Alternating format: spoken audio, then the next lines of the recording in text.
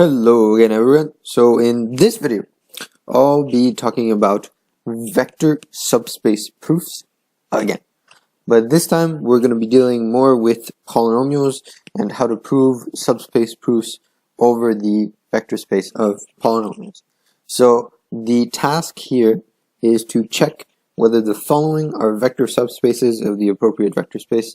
In both of the examples, or if I have time, I don't know if I'll have time to do two, but in this case the vector space is PR. Okay, so we define our subspace W as the set of polynomials PR. So you might not have seen PR yet. If you haven't, don't be troubled. It's really not that different than PNR. So remember, PNR is the set of all polynomials with degree, so at most, it's at most n, okay? So suppose you had P3R, then an example of a vector from P3R would be something like 1 plus 2x plus 3x cubed, okay? But you can't go past the 3.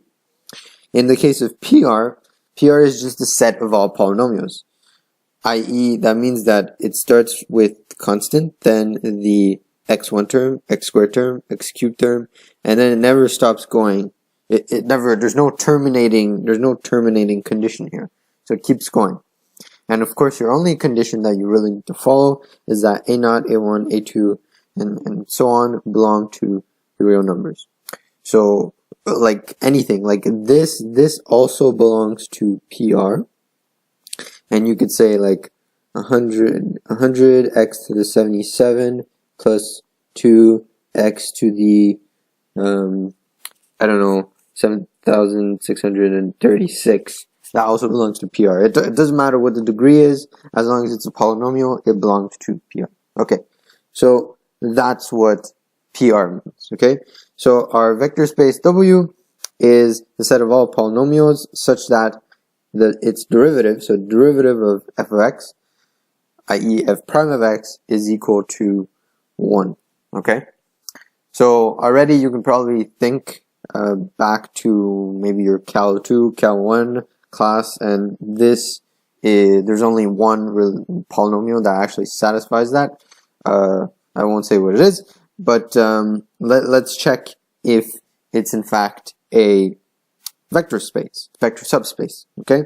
So the first thing you would check is, does the zero vector, so does the zero vector belong to W, right? Because when you prove if something is a subspace, first you check the zero vector, then you check closure under addition. Of course, here I'm abbreviating, and then you check closure under scalar multiplication, okay? So the first condition is, does the zero vector belong to W? Well, let's see. So in this case, the zero vector, because the zero vector has different meanings for every vector space. So it has a different meaning for different vector spaces, for different, I'll write V for short for vector space. So suppose we were working with R3, then the zero vector would be, so if V was R3, then our zero vector would be 0, 0, 0. If we were working with the set of M2 by 2 matrices, then the zero vector is actually the zero matrix that's 2 by 2. In this case, so in our case here, we're working with V is equal to PR. So really, the zero vector is actually just the zero, I guess we could say, number, so the zero constant. So the zero belonging to the real numbers, okay?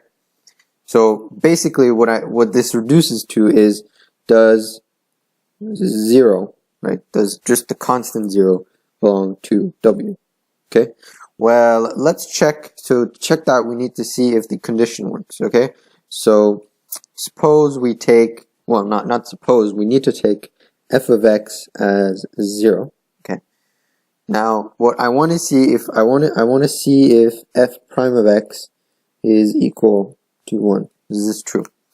Well, the derivative of 0 is 0, and that is certainly not equal to 1. Okay, so that means that the 0 vector does not belong to W. Hence, W is not a vector subspace. Subspace. Okay. Why? Because as soon as one of these conditions fail, then you don't need to check this one or this one. As soon as one fails, you can already say, okay, one of the conditions does not hold, hence it's not a subspace. Okay. Now, if maybe this probably shouldn't happen. Well, suppose in a test you're under stress and maybe you forget to check the 0 vector. So suppose you forget. So now suppose you didn't think of the 0 vector. The second condition, which really would be your first condition you'd be checking, is if it's closed under vector addition. Sorry. Okay. So the way to show that this was or wasn't true is, well, you could probably, so the first thing you could do is, because you wouldn't know, right? You always assume that it's true, and then if it looks like it's not going anywhere, then you need to use a counterexample or counterproof. So suppose you thought it was true, okay? Suppose you thought it was true. Okay, then what you would do is you'd take two arbitrary vectors in W. So in this case, suppose the polynomials f and g, you can write f of x and g of x, it's just faster to write f and g, belong to W, okay? Then this means that f prime of x is equal to 1 and g prime of x is equal to 1. Okay? So now what you'd want to check is you'd want to check that f plus g belongs to W. Okay? So you don't know if this is true. Is it true? Let's check. Okay? So how you check the condition is you would apply the derivative to this sum. Okay, so you want to see if f plus g prime, right, is that equal to 1? Okay, why 1? Why the sum equal to 1? Because your initial condition was that if you take something that's in W and you derive it, then it should give you 1. Okay, so now just consider this as being a new polynomial, because it's just the addition of two polynomials. So now it's a whole one polynomial. So just think of this as this is like a new polynomial. Okay? So that's why I'm doing the derivative of f plus g, not separately. And that's why I'm checking if that's equal to 1. Okay? So now I'm going to have to use some of your Cal 2 knowledge. So let's start with the left-hand side. Okay. So we have f plus g prime. Well, what do we know about deriving a sum? We know that the derivative of the sum is equal to the sum of the derivative. Okay. So let me just rewrite what I just said. So if I take d of dx of f plus g, okay, then this is equal to d dx of f plus d dx of g. Okay, and this is from calculus. Okay, so let's do that. So if we do f prime plus g prime, okay, then we have two of our initial conditions, because we said that f and g belong to W, so that meant that f prime, so we have f prime of x equals to 1 and g prime of x equals to 1. Okay, so now what I have essentially is I have f prime is equal to 1 and g prime is equal to 1. Okay, so then I have this is equal to 1 plus 1, which is equal to 2, which is in fact not equal to 1. So my condition is not met. So this means that my condition will fail. But what you have to realize is this is not the end of the proof. Okay, so you're not done here. So you're not done. Okay, because it seems like you've counter-proved it sort of, but to actually disprove something, you absolutely always need a counter example.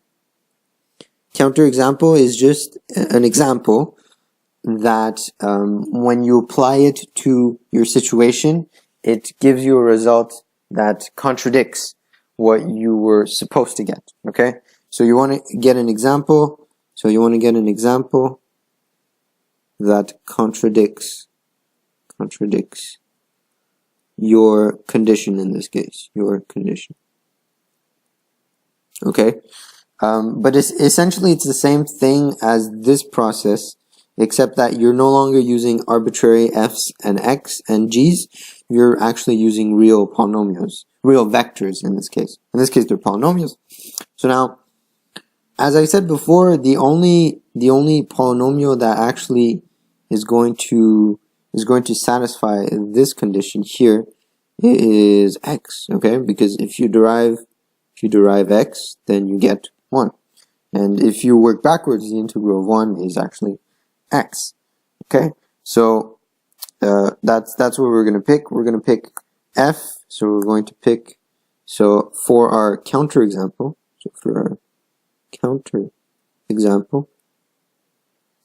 we're going to use f of x as x and g of x as x. Okay, and the condition, so both of these belong to w, because obviously they're the same, and obviously if you derive them, you get the condition that we wanted. G prime of x is equal to 1. Okay, so now let's see if when you add them, is the derivative going to give you 2?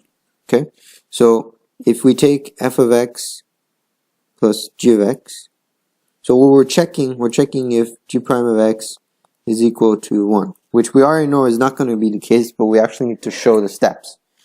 So f of x plus g of x prime, so you do what I just did before, which is the derivative of the sum is the sum of the derivatives. So you take f prime of x plus g prime of x. Okay, and this is x prime plus x prime, which is 1 plus 1, which is 2, which is not equal to 1. So basically you've used a counterexample to show that there exists two vectors in W such that when you add them, they don't belong to W. So you've shown, so f of x plus g of x does not belong to W, hence it is not a subspace. Of course, if you had stopped here, then that would have been perfectly fine and you would have gotten all the marks. It's just that I don't know, you could have forgotten to do this, and I also wanted to show you how to use a counterexample for subspaces. Okay, so that was another video on subspace proofs. In this case, this was a counterproof or counterexample.